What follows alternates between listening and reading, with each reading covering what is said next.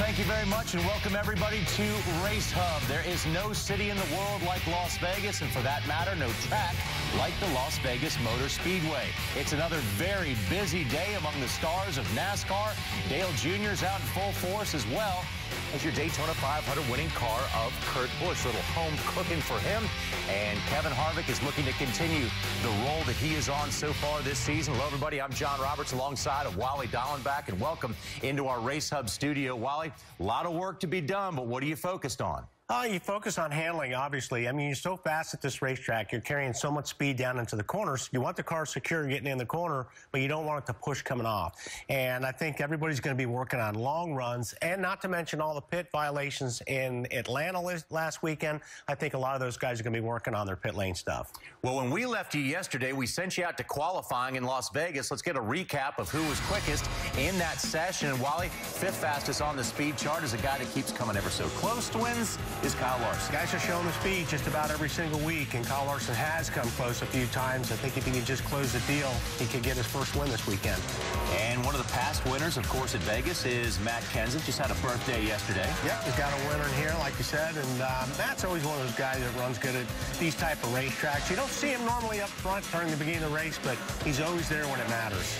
Very pleasant surprise so far this season is Ryan Blaney in the very famous Wood Brothers 21. Yep, Ryan Blaney is knocking on the door, and he's very fast this weekend. He's been on the charts, up on the charts every single time. So watch out for those guys, and this guy too. Martin Truex Jr. was fastest in practice, but ended up second fastest in the qualifying session. Yeah, Martin's just picked up where he left off last year, so this isn't a big surprise. All right, so Brad Keselowski set the pace. He was up front once again, and things are going well for this car out of their stable. I think so. Yeah, these guys are strong, happy with the Fords. All right, so let's take a look at the front row as Brad Keselowski knows he's got it done for his Penske teammates. They're celebrating a pole position, but he will be starting on the front row with Martin Truex Jr. And if you take a look at those numbers, that is the best starting position for both of these drivers at Las Vegas.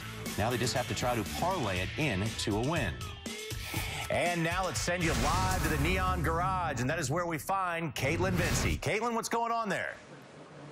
Well, John, as you mentioned, the trend continuing in 2017 in terms of Ford's dominance. Brad Keselowski, this team behind me on the top spot after qualifying. Crew Chief Paul Wolfe telling me very happy with what Ford has brought to the table so far this season. He said every time we go on the track, we have fast race cars. And yesterday, no exception to that. Here's more driver reaction following qualifying.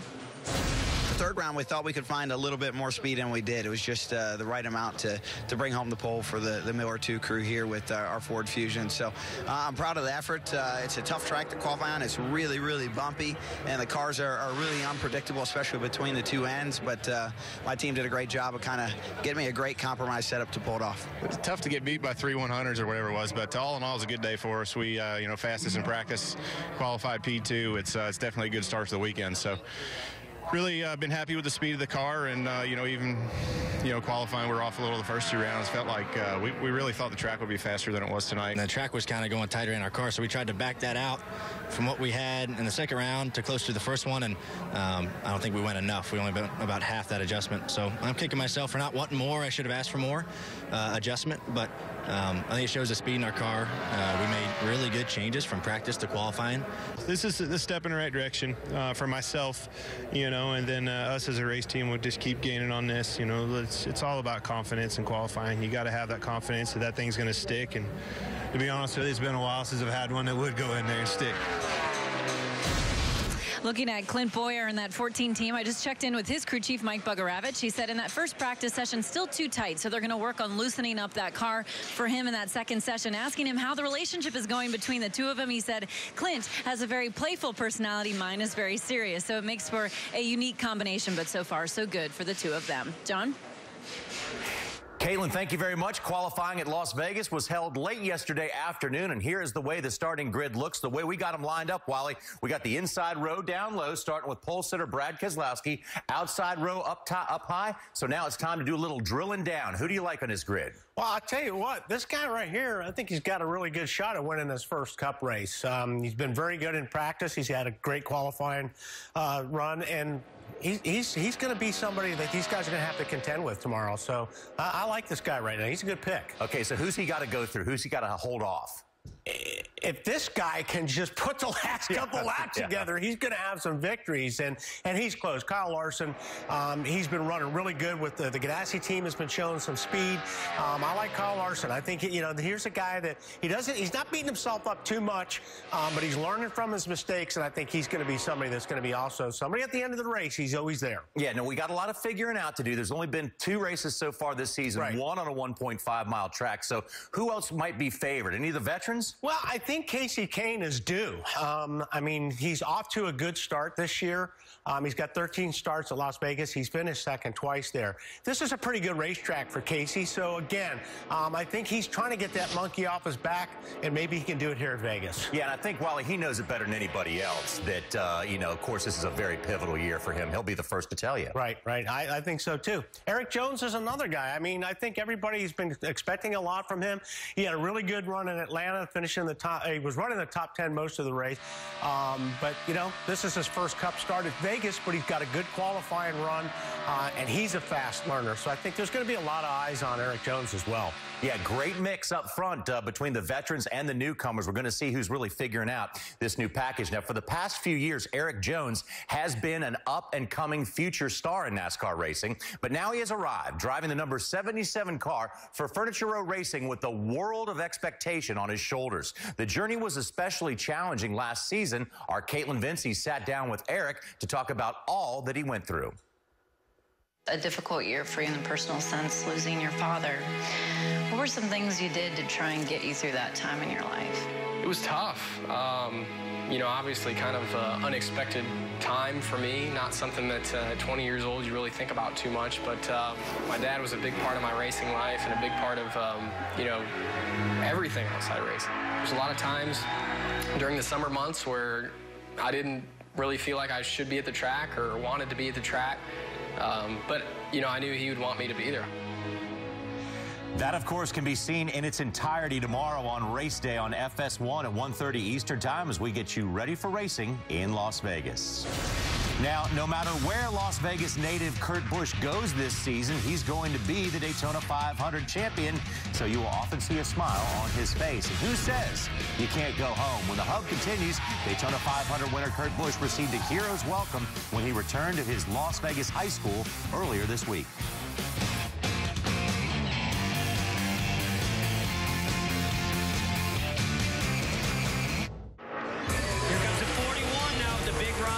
Race is on now, boys. It's anybody's race now. When I think of experience or knowledge here at Daytona, I think of Kurt Busch. Looks like he's going to come home a winner. Kurt Busch wins the Daytona 500. Wow. First time he's won the 500. What about that? Daytona 500 winner and Las Vegas native Kurt Busch returned to his old stomping grounds on Thursday afternoon for a pep rally at Durango High School, where he graduated in 1996. Busch proudly displayed his Daytona 500 trophy, fielded questions from students, and was inducted into the school's Athletic Hall of Fame. The moment was marked by a replica hood from his championship 2004 being stood into the rafters. For Busch, it was good to be home again. And let us now take a look at the Monster Energy Series standings. Now, Kurt Busch and Brad Keselowski have won, but this is the stage racing in effect as Kevin Harvick, because of the stage wins, is your points leader as of right now. Chase Elliott and Joey Logano round out your top 5 after 2 races.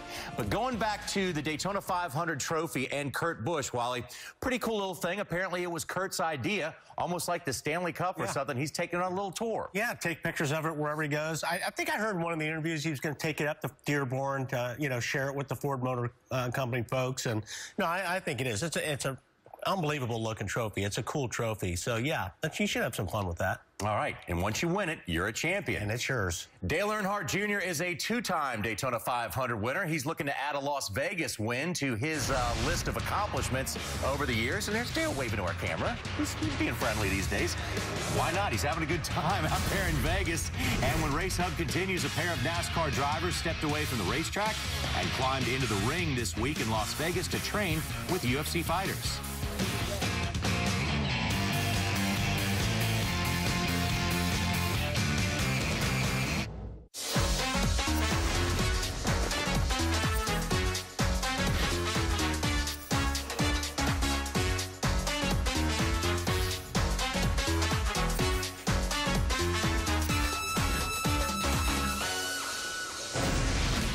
It's always a bit of a fight to win a race in Las Vegas, so Ricky Stenhouse and Ty Dillon had a little preview of what may be ahead for them. The NASCAR drivers practiced some mixed martial arts techniques at the Ultimate Fighter gym with UFC fighters Cain Velasquez, Donnie Cowboy Cerrone, and UFC Hall of Famer Forrest Griffin. You did not say my name is Griffin, Forrest Griffin. All right, so we take a look at the cars that those guys will be piloting. No doubt they could certainly make it to victory lane, seen as somewhat long shots by the odds makers out in Vegas, but stranger things have happened. Now, the Cup cars were back out on the racetrack this morning, and here were the crew members, Wally. They're taking a look at the computer laptop that has been set up for pit road timing, trying to avoid those penalties we saw last week, and we'll have more on that in just a moment. But right now, let's take a look at some of the faster drivers from that practice session. Matt Kenseth there, and he was second fastest on the speed chart. Third fastest, rather. I'm sorry, I moved him up one, Wally. That's okay. He'll take that. He passed Winter last couple years ago. This should not surprise us. Kyle Larson was fast again, second this time. Yep. And, of course, they're pretty consistent. I mean, obviously, they're unloading and they're keeping the speed, so all these guys are doing is fine-tuning. Yeah, and knocking on the door each week, looking for that first victory, is Chase Elliott. Strong start to the season. A little bit of disappointment so far, but he's fastest in this practice session. So there are some of your faster drivers. Let's take a look at Ryan Blaney, Kurt Busch, fast still, Trevor Bayne, Kevin Harvick, and Austin Dillon round out your top 10. Let's hear from some of the drivers. I think just being able to practice it and not just have your lights to go off of and us trying to do it ourselves and guess at what we might see on their computer screen, to actually have what they see throughout practice. That way we get a true judge. We see what it is. It's cut and dry. It's yes or no, and that's the best way to find out today. And I feel good about it. I think we made some gains on our pit road stuff from last week, it seems, and hopefully that'll show up tomorrow. I wish they would do it every week. That way you can get a good idea of kind of where you're at on your pit road speeds, and you can adjust before the race. We did a hot pit in, normal pit in, just ran the whole pit road. It was good. It was actually pretty informative. We learned a few things about where our adjustment is, so we're going to tune out a little for the next practice and try one more time. Yeah, I did it, I think, 3 times, and I saw other people do it at least that or more. So, yeah, everybody's just trying to fine-tune and make sure you're not, going overboard, but you don't want to lose anything there either. It's such a big advantage to run right there as close as you can to 50 miles an hour. So Casey Kane makes a very good point, Wally. Not only do you want to be careful not to get caught speeding, but you don't want to leave anything on the table. That's where some drivers can get some big advantages. Let's take a look at the difference between 2016 and 2017 in the timing lines the drivers will see this year at Las Vegas. In 2016, look, there's where the timing lines are, Wally. 2017, look at how many different ones there are. Drivers used to try to get a bit of advantage by, I don't know, nailing the accelerator somewhat and getting slowed down. You can shoot the gap. If you left your pit just past one of those lines, you could really nail it until you got to the first line.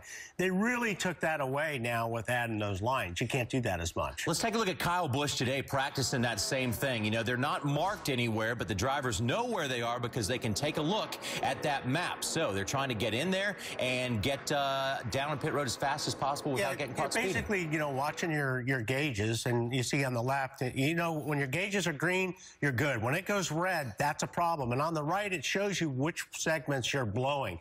So you look at each one of those loops. There's a couple of guys there that were faster in 3 loops. They were too fast, so it comes up red. And you're going to get nailed for that. So you just got to, and you see the teams are looking at this now. They're taking pictures, and they're trying to, come back and show their drivers, here's where you were fast.